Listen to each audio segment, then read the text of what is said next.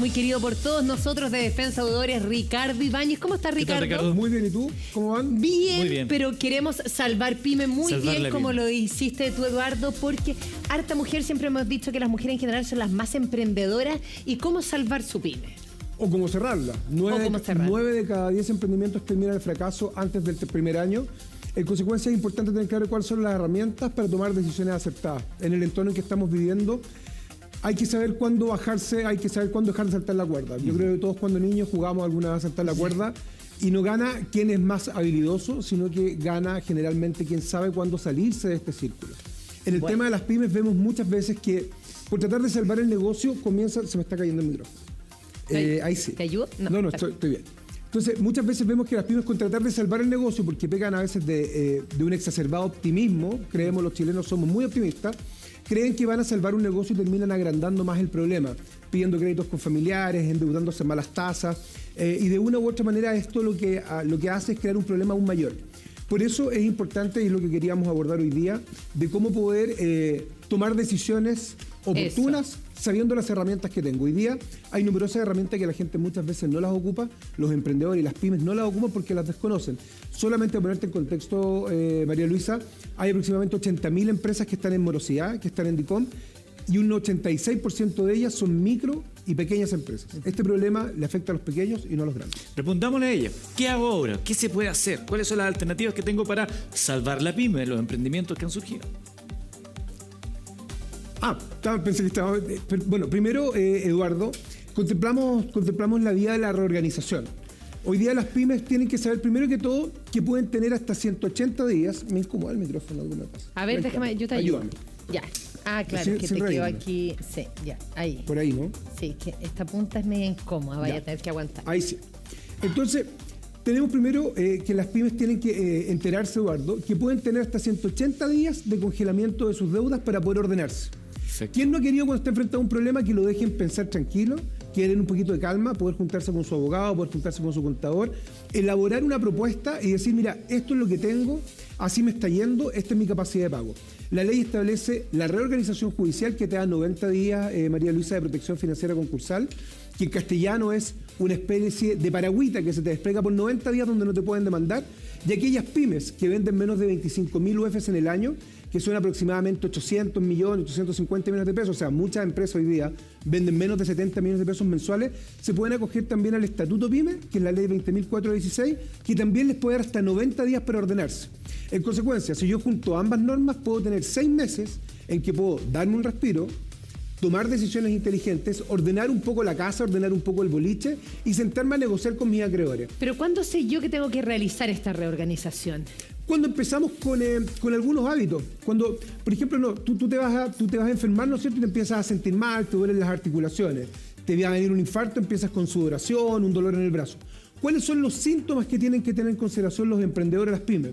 Cuando, por ejemplo, empezamos a declarar imposiciones de nuestros trabajadores y a no pagarlas. Tú sabes que la ley te permite declarar imposiciones, pero no pagar de inmediato. Cuando ya empezamos con este pequeño juego financiero, es un sinónimo de alerta. Otro también cuando empezamos muchas veces a factorizar. Cuando ya los bancos nos cierran la cortina y nos bajan la puerta, muchas veces empezamos a buscar alternativas de financiamiento, que van desde algunas que no son tan dañinas, como por ejemplo los factoring, hasta otras que son nefastas, que la vemos sobre todo en los comercios más pequeños, en el fondo, que es el endeudamiento informal, los prestamistas, que hoy día, como diría mi abuelita, hacen nata en aquellos comerciantes más informales. Hay otras también... Hay otras señales que te van diciendo que tu emprendimiento no va bien. Cuando empiezas a pagar con créditos con cheques a fecha, que aún se siguen utilizando, y cuando entramos también a trabajar con algunos mecanismos de endeudamiento como sociedades de garantía recíproca, que eso es un poquito más excepcional. Ahí ¿Qué es lo hay- importante pero, en esta pero, perdón, ahí hay un organización? tema que la gente entienda que eso es un síntoma de algo y no decir, no, si después lo voy a arreglar. Hay que ser bien consciente. Hay que ser consciente porque los chilenos siempre decimos, no, el próximo mes me sale este negocio, no, si voy a aumentar las ventas, no, viene el día de la mamá, entonces yo vendo zapatos y el día de la mamá voy a aumentar mis ventas. Y otra cosa que es súper importante y que probablemente muchas emprendedoras, sobre todo mujeres y hombres también, que tienen pequeño emprendimiento, cuando le empezamos a meter plata nuestra al negocio.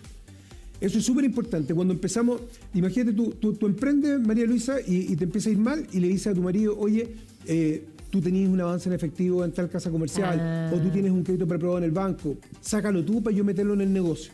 Y empezamos en el fondo, muchas veces el emprendedor empieza a meter en su hoyo de endeudamiento de la empresa o del emprendimiento a sus familiares más cercanos. Pero ¿y ahí cómo sabe? O sea, eso nunca se tiene que hacer porque Jamás. eso es bien típico. Por eso es importante cuando alguien formalizar. dice, no, es una inversión familiar. Por eso cuando nosotros partimos nuestro negocio, lo que yo siempre recomiendo a las pymes con que trabajamos es formalicen lo más rápido posible. Hoy día no cuesta nada, María Luisa.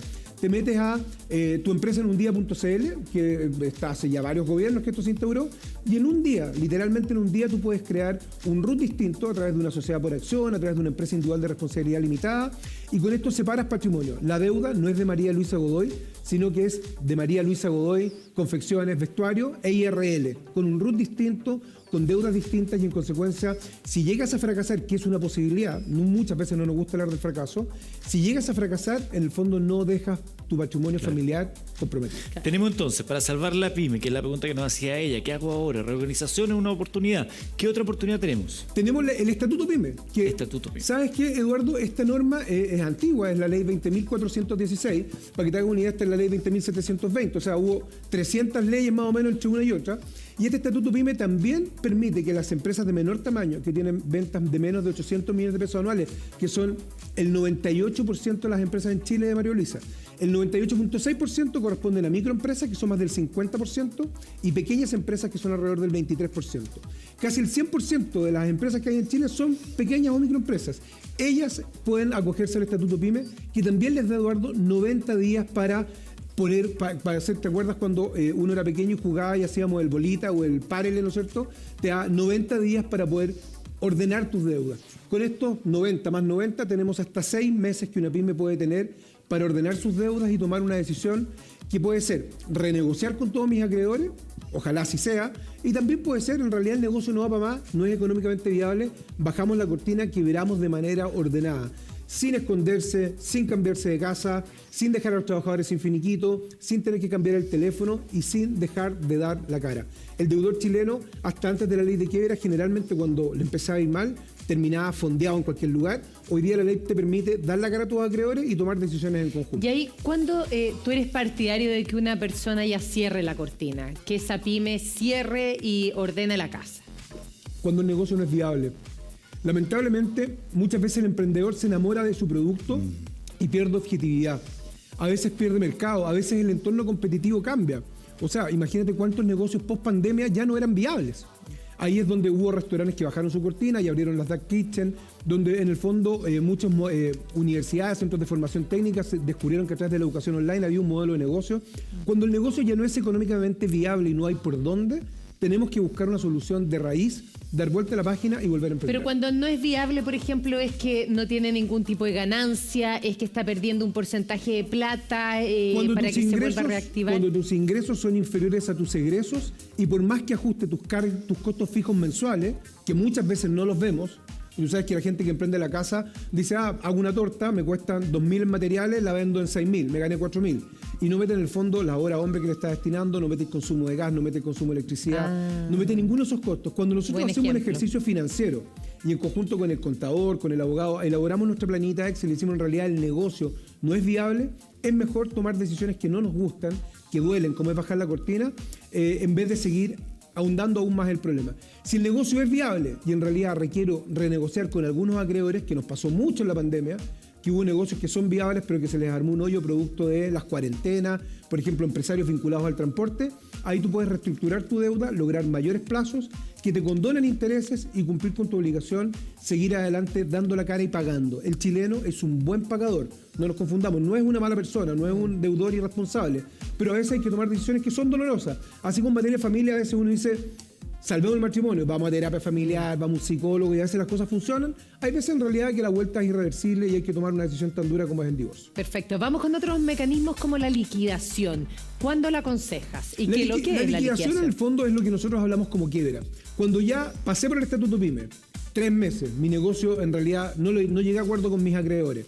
Me fui a un proceso de reorganización. Tuvimos 3 meses más peleando. Me ha tocado estar en reorganizaciones bien complejas, donde los acreedores no dan su brazo a torcer, no entienden el negocio del cliente. Si ya no tengo ninguna vuelta con estos 6 meses, la liquidación es un mecanismo que establece la misma ley 20.720 que equivale a la quiebra.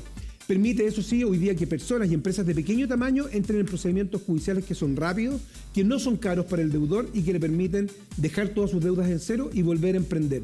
Es muy difícil que un emprendedor, que un pequeño empresario, tras un fracaso se emplee o en realidad se quede llorando.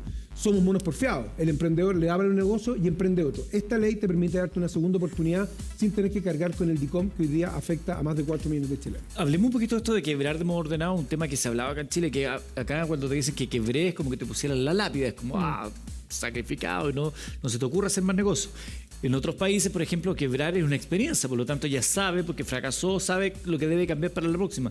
Esto de quebrar de modo ordenado, según la legislación en Chile, ¿qué permite a la persona que tiene una pyme? Permite, básicamente, dejar a tus trabajadores con un finiquito de trabajo. Que el trabajador no quede en una situación ambigua, ¿no es cierto? No quede en el aire. Muchas veces nos pasa que un empleador, un empresario, un pyme desaparece y el trabajador te dice, oye, yo quiero buscar pega, pero no tengo finiquito, no tengo cómo cobrar mi seguro de cesantía. No tengo en el fondo cómo hacer frente a los seguros de cesantía que tienen muchas veces los créditos bancarios o las casas comerciales. Permite dejar a nuestros trabajadores con finiquito. Segundo, permite que nuestros acreedores no nos sigan torturando con las llamadas de cobranza y con embargos, que es algo que atormenta a la familia chilena, atormenta al emprendedor, atormenta al empresario, atormenta al pequeño empresario.